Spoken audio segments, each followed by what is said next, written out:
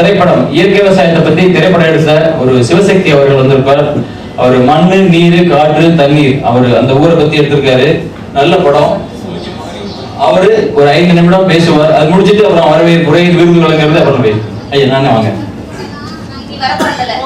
சொனையில பட்டதெல்லாம் போதும்.